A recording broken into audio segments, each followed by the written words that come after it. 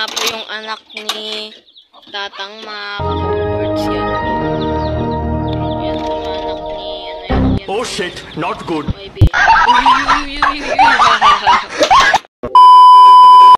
Promise that you'll catch me. Promise that you'll catch me. Promise that you'll catch me.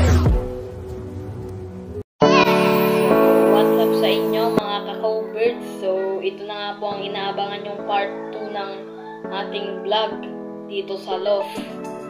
So, ano pa hinihintay natin? Simulan natin yung video na ito.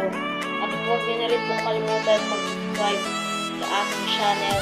At huwag nyo na pong kalimutan pakipindot ang bell button para updated ka sa aking mga video. Tara mga ka-birds. Dito na nga tayo mga ka-birds sa ating loft. Yan. Yan. Ito po pala ang mga kalapatin namin dito sa hen section. Dito po yung hen section namin mga ka-birds. Yan. Yan sila oh. Yan mga ka-birds. Yan.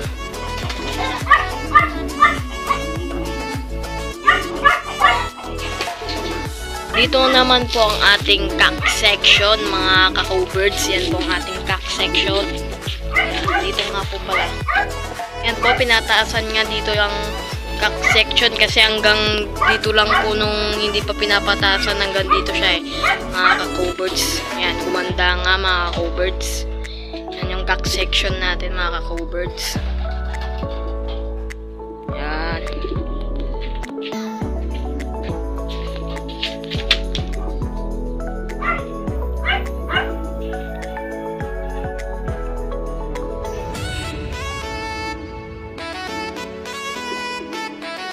A few moments later. So, ito nga po pala yung may mga sakit dito mga ka-birds. Yan po. Ito po sa taas ito, supplier po ito mga ka-birds. Yan. Supplier po ito mga ka-birds. Yan. Supplier po ito mga ka-birds. Sa taas po ito mga ka-birds. Sa po. South din po ito mga ka-birds. Yan. So, ito nga rin po yung umiikot na ulo. Yan po yung umiikot na ulo. Taiwan po yung sing-sing niya mga ka-birds. Yan po.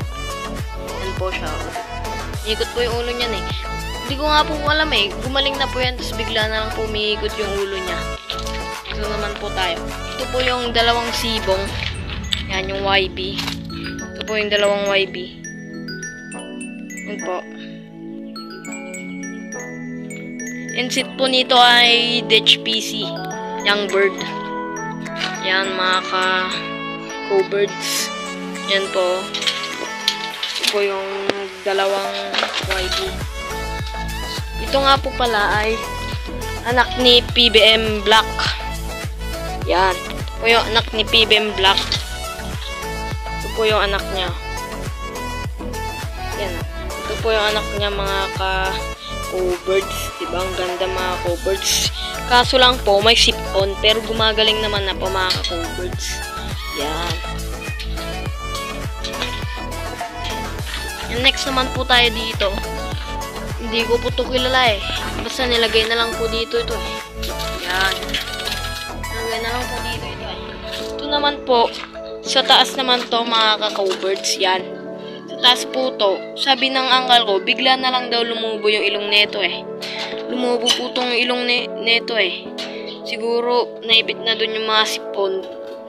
Kaya nalabas na lang dun sa mata. Ha. Ito naman mga ka-birds. Sa babae ito mga ka-birds. Sa hen section. Meron tong sakit sa ano din sipon mga ka-birds yan. Yan siya mga ka-birds. Ito nga po pala yung nadisgrasya. Yung paa niya po nadisgrasya yan oh. Nahiwa yung sa likod ng paa niya mga ka-birds. Ito yung nahiwa. Yan. Hindi ko na lang pawakan kasi baka maano natin sugat niya eh. Kunti pa lang po kasi pagaling na po ito eh. Yan. ka-cowbirds. Show ko na lang sa inyo yan. Mga ka-cowbirds, so yun o. Kaya nakaganyan yung kanya mga ka-cowbirds. Yan. Medyo mga ka-cowbirds. Yan. So, dito nga po pala ang aming breeder cage. Yan. Ito po ang aming breeder cage. Yan. Dito nga po yung aming breeder cage. Si ano to eh. Hindi ko po alam kasi pangalan niya itong kalapating to eh. At saka yung bloodline niya eh. Yung uncle ko lang po nakakalam dito. Yung iba naman po alam ko. Yan. Ito po yung breeder cage namin. Dito naman po tayo sa taas. Yan. Si Matnog 1. Yan po si Matnog 1 mga ka-cowbirds. Saka itong babae, di ko alam bloodline nito mga ka-cowbirds eh. Ano? Ano? Hinihintay pong mag-anak.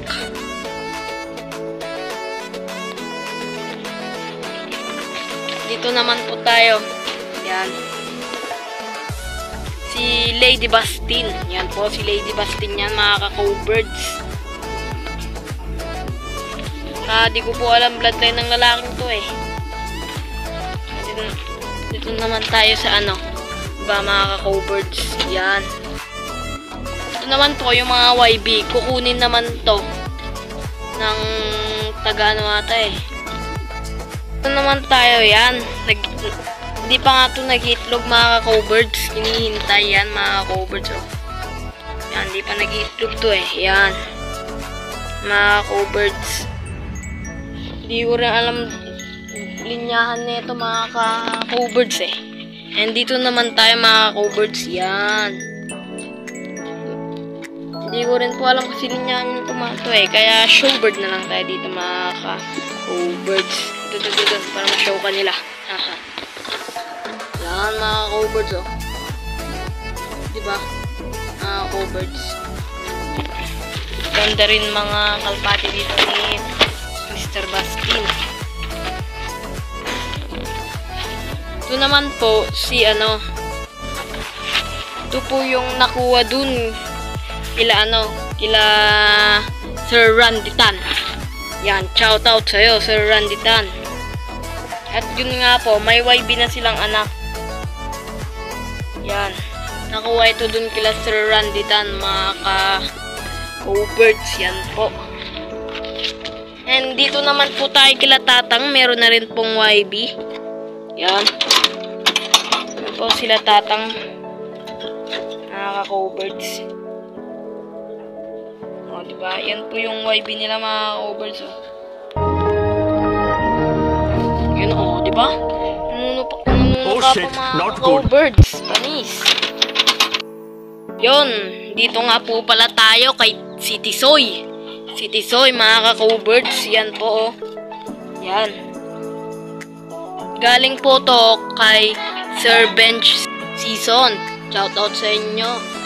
Yan, kay mga kalong hair. Galing yan. Ito namang asawa niya. Di ko po alam linyadan nito eh, mga ka-cowbirds. So, ito nga po pala ang pinapainom namin. Doon sa may mga ano siya, may mga one eye cold yan. Bago siya magka one eye cold, pwede nyo po itong painumin. Po name niya, dexamethasone. Yan, dexamethasone po yung name ng gamot na to. Yan.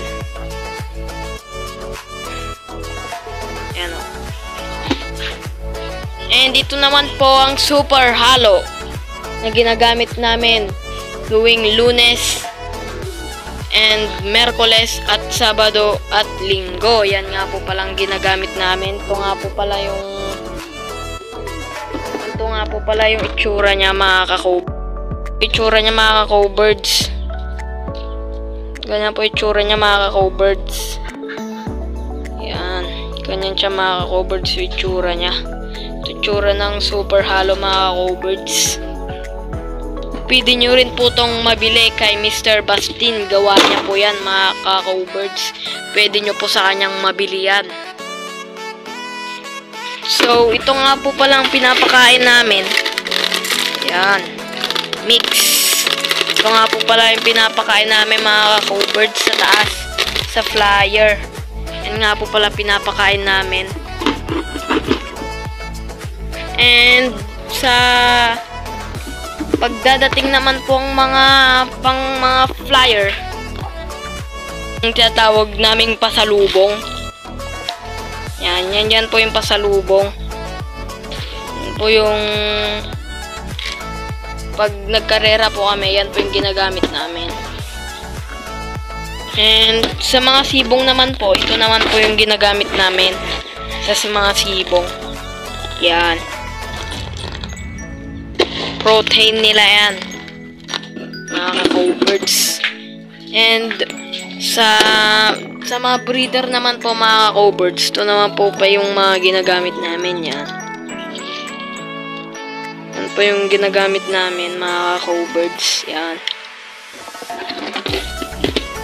And ito nga po pala yung oregano na pinapainom sa hapon. Yan. Yan po yung pinapainom namin tuwing hapon. And maglalagay na rin kami ng probiotic. Yan. Yan po yung sinusunod namin sa Webes probiotic. Antolome probiotic. Yan mga ka-birds. Yan po yung gagamit namin. At sa magpapaligo naman po kami, ito po ay suka vinegar. Pwede rin po ipainom to sa mga kalapatids. Yan. Mga ka-birds, thank you sa panonood ng aking video, kahit short lang to. At abangan nyo ang part 3. Kung ano ang mga sistema at kung ano ang mga pinapainom namin dito. At kung paano sa tamang oras magpalipad dito. At yun mga ka-birds, maraming salamat sa panonood ng aking video. At huwag nyo rin kalimutan mag-subscribe, i-like at pindutin mo na rin ng channel button para updated